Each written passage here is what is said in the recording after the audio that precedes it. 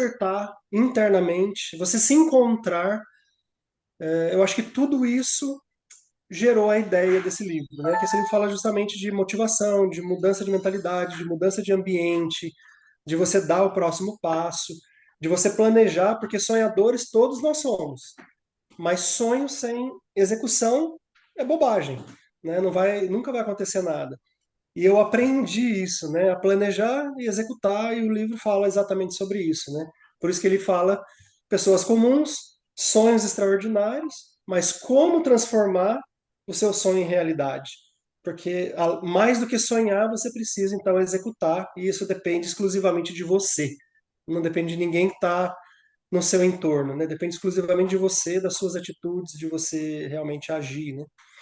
Tem uma condição aí dentro de tudo que você está falando, que eu não sei se você dá esse nome ou próximo a esse nome, que se chama propósito. Uhum, sim. Eu acho que desde o início eu estava observando, né? Olha que bacana, né? O propósito dele continua, né? Ele caiu aqui, levanta aqui, ele cai aqui, ele levanta aqui, ele cai aqui. Hoje ele está ensinando as pessoas a não se adoecerem, né? Porque cair Uhum, todos nós caímos, né? todo Mas o, momento. o bacana é poder levantar através dos seus sonhos, né? Como é que é essa relação que você faz, que você pode dizer da sua vida, em relação ao seu propósito com aquilo que você dá nome de sonhos hoje? Eu acho que o principal, eu falo no primeiro capítulo desse livro, é você justamente ter um propósito de vida, né? O que você quer para você? Onde você quer chegar? Eu acho que você usou uma coisa muito interessante que é o cair. Cair, a gente cai o tempo todo. Pode ser um tombo realmente grave, como pode ser pequenas quedas, né? Desde isso nós estamos falando em todos os aspectos, né? Pode ser emocional, pode ser financeiro. Essa fase que eu vivi antes de vir para os Estados Unidos, né? Que foi quando nós quebramos. Isso afetou todas as áreas da minha vida, me afetou psicologicamente, me afetou emocionalmente, afetou meu casamento. Então, assim, foi um momento que eu pensei muito em desistir. Eu pensei em me suicidar nessa época, né? Porque foi Uau. muito difícil. Eu não fiz exclusivamente por causa dos meus filhos. Eu cresci sem pai, né? Eu conheci meu pai, eu tinha 25 anos. Então, eu sabia o que era viver sem pai. Eu tinha um vínculo muito forte com os meus filhos, né? Tenho até hoje.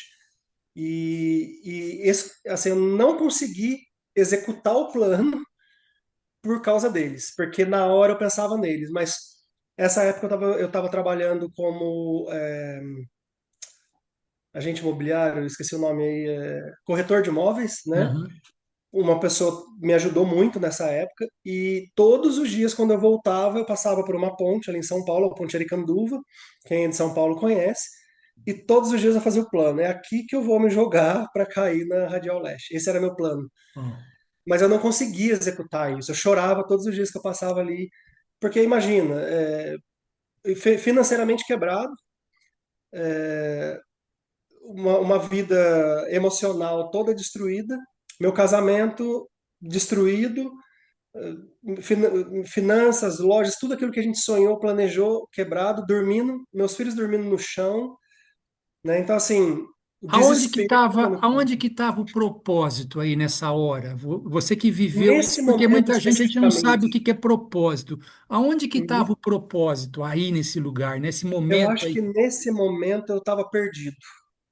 Eu acho que eu estava completamente perdido, sem saber o que fazer, nem para onde ir.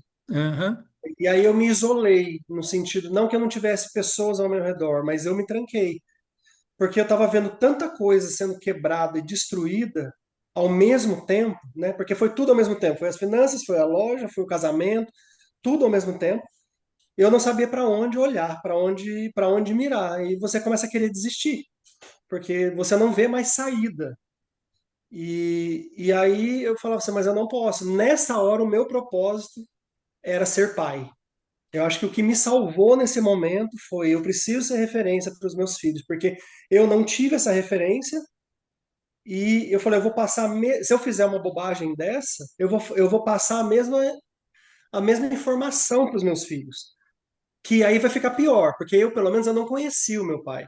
Os meus filhos me conheceram tinha um bom convívio comigo, e se eu faço uma questão dessa, que até o momento eu era o herói deles, imagina o herói deles fazendo algo assim. Então, quem seria uma figura paterna, de liderança e etc., para os meus filhos? E Então, naquele o bacana é momento, que isso, nesse momento, é o que você tinha, né?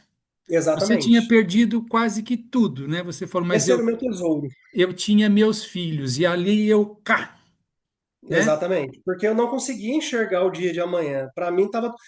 Eu cheguei, eu tinha uma Honda, uma Bis, aquela motinha Bis, que fazia na época, acho que 30, 40 quilômetros por litro. Eu cheguei aí no posto de gasolina para colocar, eu acho que era 2,5 litros, que enchia o tanque daquela motinha, e não ter o dinheiro para pagar aquela gasolina. Precisei ligar para um amigo que foi lá para me ajudar para eu poder sair do pagar a gasolina. Então, assim, eu não conseguia enxergar o dia de amanhã. Falei, alguém que vinha construindo uma vida, né? Não era alguém novo, né? Eu tinha 30 e poucos anos e assim, totalmente destruído. Você começa com aquele sentimento de derrota, de incapacidade, né? Você fica perdido numa situação dessa, né? E eu não sabia mais o que fazer. Isso que eu queria Não, falar não, com não quis no você, fim do túnel. que eu queria te perguntar agora, né? Nesse momento que começaram a aparecer essas negatividades, né? Por dar esse nome, negatividade,